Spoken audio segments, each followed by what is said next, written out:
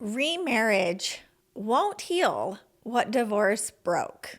And if you're a divorced woman rebuilding your life, this might be one of the hardest truths to hear because many women believe the pain will finally go away once life improves.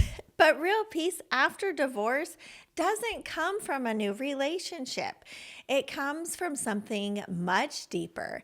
And today I'm going to show you exactly what I mean. Hey, welcome back to Beyond Believing. I am Katie Ann. Today, sharing something special, a belief I carried into my own marriage and I had to unlearn.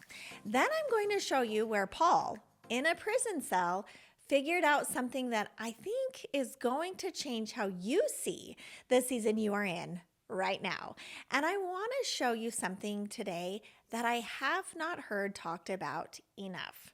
And that is what becomes possible when you do this work before the next season arrives. Let's go. I want to ask you something, and I want you to actually sit with it for a second. Is there a list? Maybe you haven't written it down, but somewhere in the back of your mind, there is a list of things that have to happen before you allow yourself to feel okay, before you let yourself rest, before you believe that your life is actually going to be all right. When the divorce is finally behind you, when he stops making your life difficult, when the kids are settled, when I find someone who actually sees me, when life looks like what it was supposed to look like, then I'll feel okay. I know that list. I lived inside of it for many years. And here's what I believed inside my marriage. And I want to be careful how I say this because I didn't know that I believed it. It wasn't a conscious thought. It was just the air I breathed. I believed that love was transactional, that it was dependent on my performance, that if I didn't get it just right, if I said the wrong thing, responded the wrong way, needed too much or not enough, there would be consequences, distance, silence. This fragility that I was always one misstep away from breaking. And underneath all of that lived a very quiet belief that I was just not the kind of person who got to have the happily ever after kind of life. That somehow for me, it was always going to be a little harder, a little lonelier, and a little out of reach. So I accepted what I was given, and I built this carefully veiled resentment for all of it, which I knew was wrong, so I kept it buried. I pretended it wasn't real, and I tried to micromanage everything around me so that life would at least look like what I wanted it to be. And when I couldn't manage it, which was often, I had meltdowns, outbursts. I made digs where I could. I blamed and judged my ex and everyone else for every single thing he did or did not do. And I tried to control everything outside of me so I never had to look at my own participation in any of it. What I was creating over and over again was proof that I couldn't have what I desperately wanted. And the day I finally saw that was like a sucker punch and the most profound sense of freedom exactly at the same time. Because here's what I learned. I had far more power over my own experience than I ever realized. Not power over him, not power over the outcome, power over what I was believing and therefore what I was feeling and therefore what I was doing with all of it. And the moment I started to let go of that belief, the moment I stopped relating to it as just fact, something shifted. I could finally see my ex not as the man who was failing me, but as a man carrying the weight of falling short and not knowing what to do about it. A man doing his very best and still coming up short, just like I was.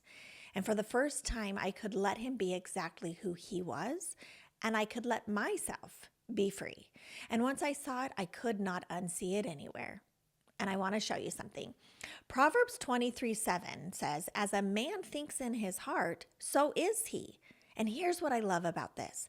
The Bible was teaching the relationship between what we think and what we experience long before any coach or therapist put a name on it.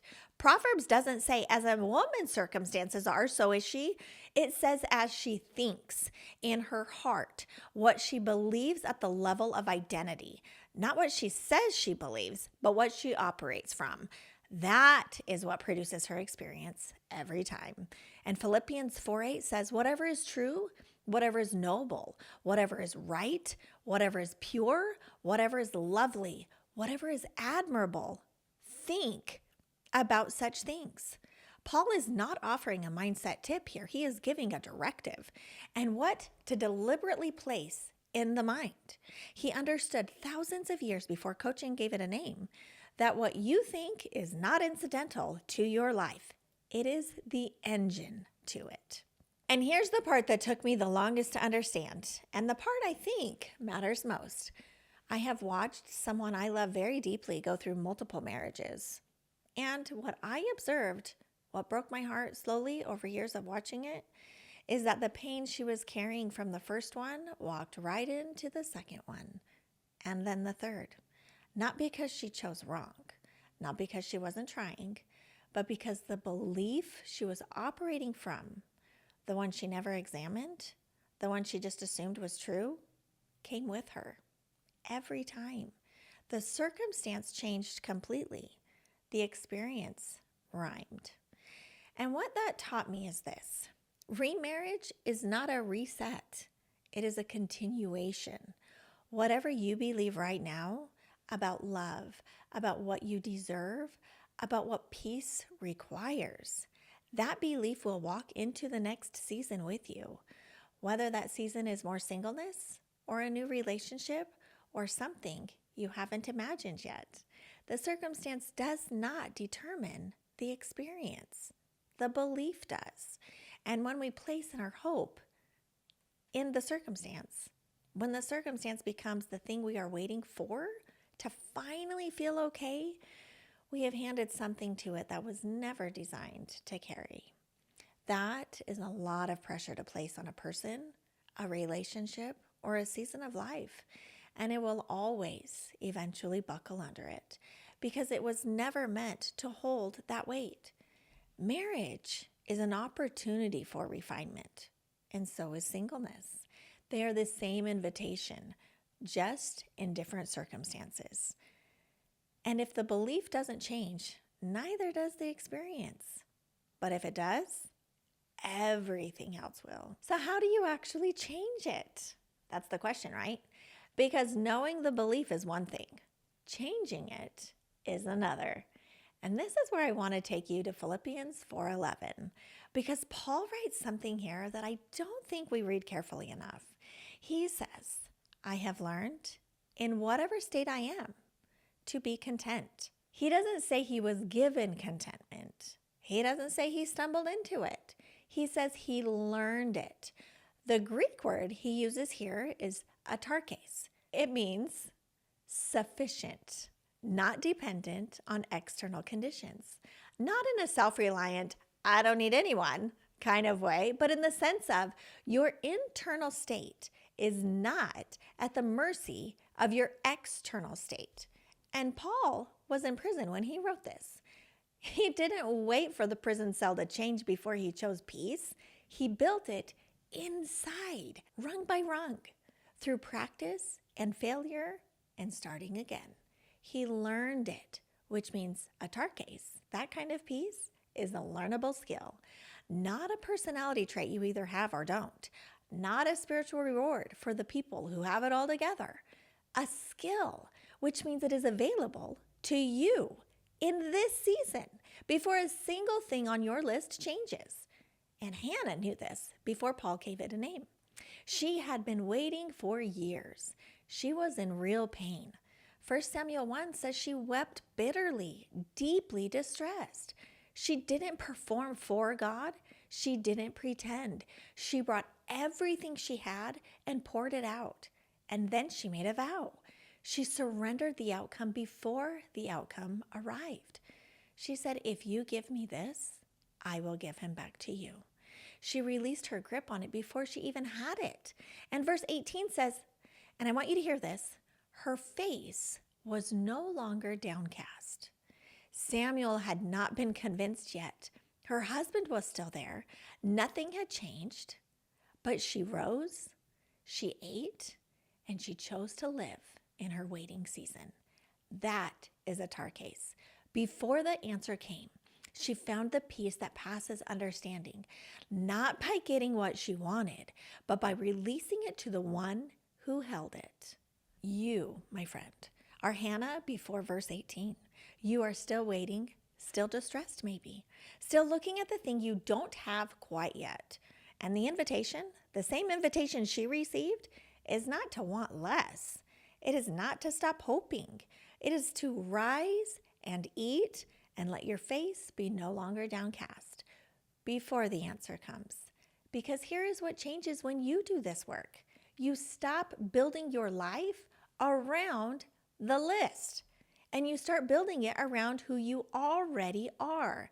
And the woman who enters her next relationship from that place, who carries peace into it rather than looking for it there, she builds something entirely different than what she left.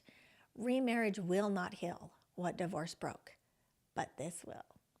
Becoming the woman who finds peace before the promise arrives. That is the work, and it is available to you today. Before I let you go, one question I want you to sit with this week: what is on your list? What has to happen before you allow yourself to feel at peace? Write it down. Not to judge it, just to see it. Because the moment you can actually see a belief, you have a choice about it. And that choice is where everything starts to change. And this is the work I do in my coaching. Not to be the answer, but to point you to the one who is. To remind you that you have access to everything you truly desire and to help you begin living like it today. If that conversation is one you're ready to have, the link to book a call is in the show notes. It's a real conversation. No pressure, no pitch, just clarity. And if this episode meant something to you today, share it with a woman who also needs it. I'll see you next week.